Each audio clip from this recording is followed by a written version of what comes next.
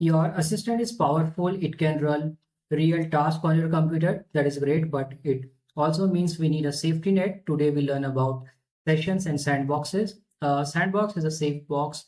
Risky task run inside it so your PC stays safe. Let's go. I will say here in the chat, show me my current sessions and which one is the main one. So we are looking at the session we have right now. That's why we are asking it. So right now I'm in the main session. Key agent main channel is web chat. This is the session ID. The model that I'm using is Minimax M3 status. It is running. Last activity a few seconds ago. And the listing only returned this one. So these are the information. And why sandboxing matters? Imagine a friend messages your assistant in a group chat. You would not want their message to run risky things on your PC. So we tell OpenClaw to run all non-main session inside a sandbox. That way only your own chat has full trust. Everyone else is boxed in, that is safe. Now we will turn on sandboxing for non-main sessions. For that, I am going to give it a prompt. Turn on sandbox mode for all non-main sessions. Use the safe default settings. Walk me through it. If you need Docker installed first. Don't install Docker without asking me. Let's see now.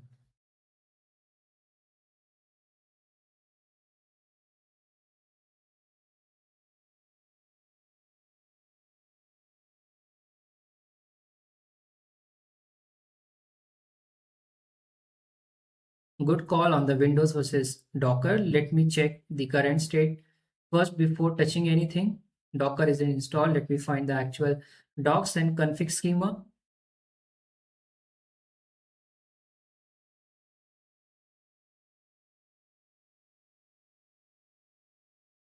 Got it now. Let me check the current config and the gateway schema to plan the change.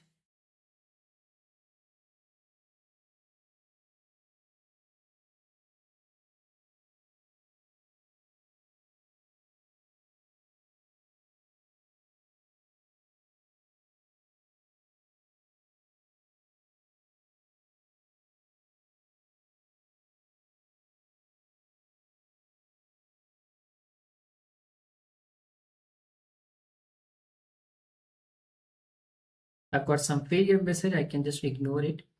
So not worry about that. Now what it says has the lay of the land, no config changes yet. This is the planning step. Install via npm, not source. It is running on this port here. Container runtime, the blocker. You have one main agent with only the main session active and no channels configured. So even after we flip this on, nothing changes until you add channels or spawn sub agent.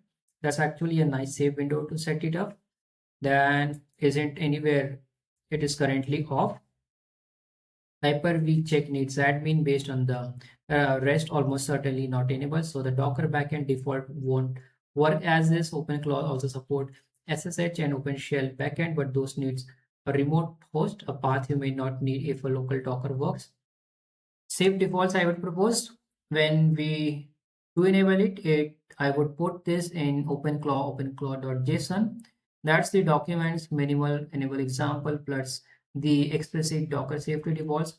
No binds, no per agent overrides. Your options to get there: Docker desktop, easiest on Windows, Rancher desktop, Podman desktop, SSH backend off, hold off, leave sandbox off until you decide. My recommendation: Docker desktop option 1. It is the most boring, fully supported path. So if you want to create a sandbox, you can just install this Docker and then it will turn on. So in simple words, what can sandbox do is it will keep your main session separate from your this session which is running inside Sandbox, so it cannot make changes in your laptop.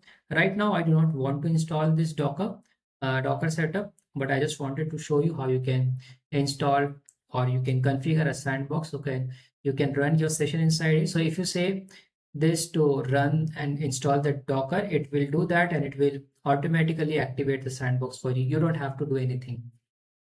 That's all for this video. I hope you enjoyed this video. If you like my video, you can subscribe to my channel. Thank you for watching.